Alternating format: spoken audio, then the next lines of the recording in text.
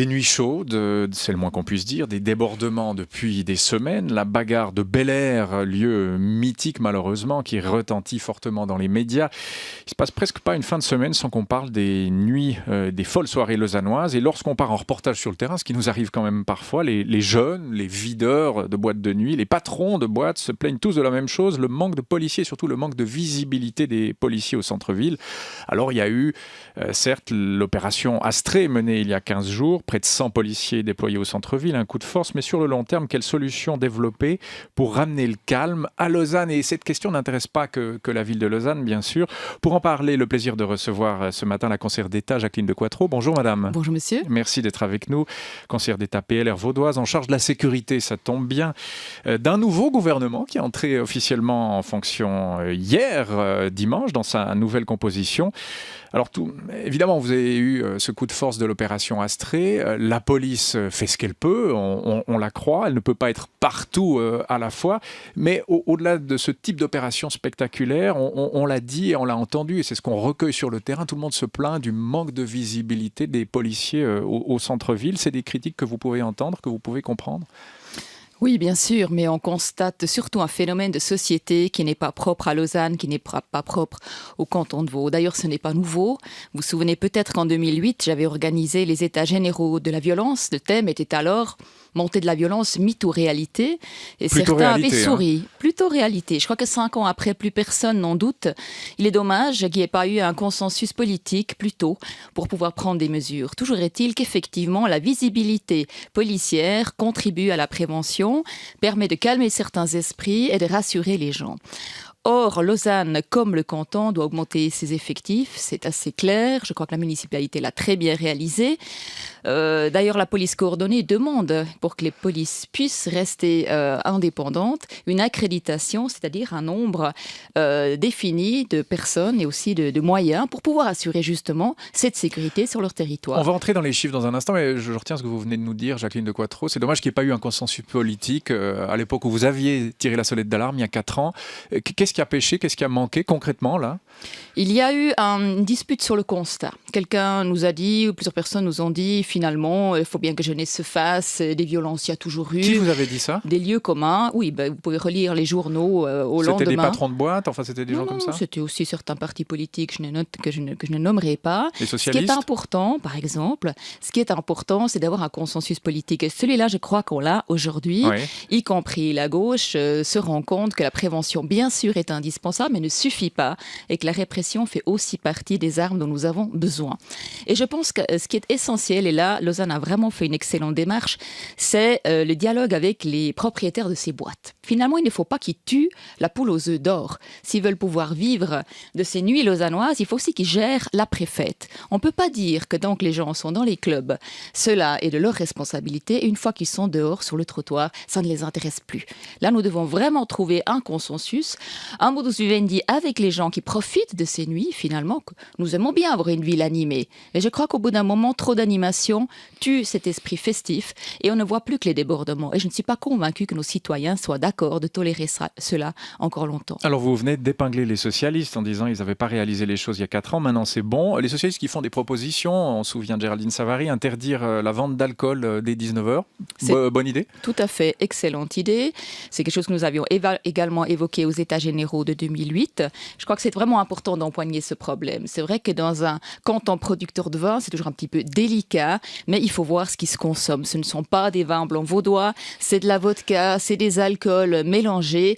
Et il y a chez certains jeunes une propension à se mettre dans un état d'ébriété avant même de commencer la fête. Comme si on ne pouvait plus s'amuser sans être sous. Et ça, c'est vraiment dommage. Et ces boîtes qui livrent à domicile l'alcool ou même dans les rues, vous avez entendu parler de ça? J'ai entendu parler de ça, oui. SOS Apéro, ce genre de choses pour ne pas les nommer. Ça, il faut faire quoi par rapport à ça? Moi, je crois qu'il faut simplement empoigner le problème, parce que vous voyez aussi le prix de l'alcool. Vous vous souvenez peut-être que lorsque nous achetions une bouteille de whisky pour la partager avec des copains, elle coûtait 30 à 40 francs. Il fallait vraiment se cotiser pour avoir une bouteille de whisky quand elle était étudiant. Maintenant, vous la trouvez pour 15, 17 francs. C'est beaucoup trop facile d'accès.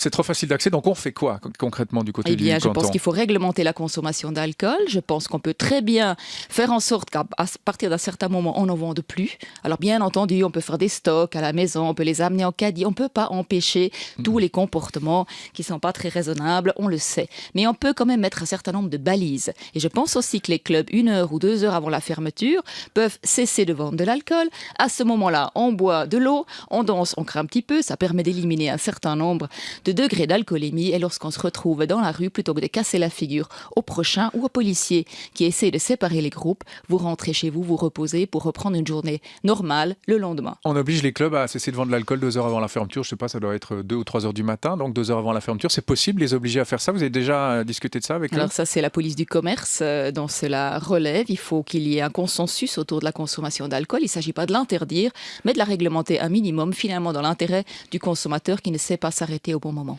Pour réglementer, il faut aussi vérifier si la loi est appliquée. Vous le dites, pas assez de policiers. Concrètement, entrons quand même dans les chiffres. La ville de Lausanne avait annoncé 30 hommes supplémentaires. Vous en espériez le double.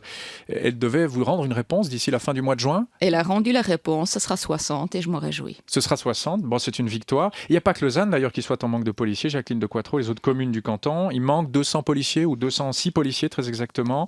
Là, on en est où? C'est sur la bonne voie parce que l'ensemble des polices, respectivement des municipalités qui veulent garder une police, ont signé le contrat d'accréditation qui fixe des effectifs. D'ailleurs, je ne lance pas la pierre aux municipalités qui ont de la peine à recruter. Nous avons nous-mêmes mis du temps pour finalement trouver un accord pour engager 150 policiers cantonaux. Ce n'est pas facile, cela coûte cher et il faut d'abord les former. L'idée, ce n'est pas de se piquer les policiers les uns les autres et d'aller chercher dans les autres polices ceux qui nous manquent. Ce que nous devons sur les prochaines années, c'est rendre de nouveau cette profession attractive et c'est là qu'il y a peut-être un message aux citoyens plutôt que de s'énerver lorsqu'un policier intervient, se rappeler que sa mission est là pour ramener le calme, pour ramener l'ordre et qu'il est là pour l'aider et non pas pour le sanctionner seulement. On avait voté il y a 2 ans sur la police unique dans le canton de Vaud. Au vu de ce qui se passe, notamment à Lausanne, tout ça ne prêche pas pour une police unique, non? Moi, je crois que le train a passé. La population a voté, elle a voulu une police coordonnée. L'avantage de la police coordonnée, c'est qu'il y a des corps de police qui connaissent bien leur environnement, qui connaissent les gens, qui connaissent les boîtes, éventuellement problèmes, les endroits chauds de leur ville ou de leur village. Et ça, c'est un plus. Et la police coordonnée permet justement de coordonner, de faire collaborer ces polices sous un commandement unifié qui est lui présidé par le commandant de la police cantonale et ça permet aussi de voler au secours les uns des autres, on l'a vu avec Lausanne, tout en rappelant que ces interventions doivent être ponctuelles parce que si sur la distance, si sur la durée, Lausanne ou une autre police n'arrive pas à gérer les situations, eh bien à ce moment-là, les interventions de la police cantonale pourraient être facturées.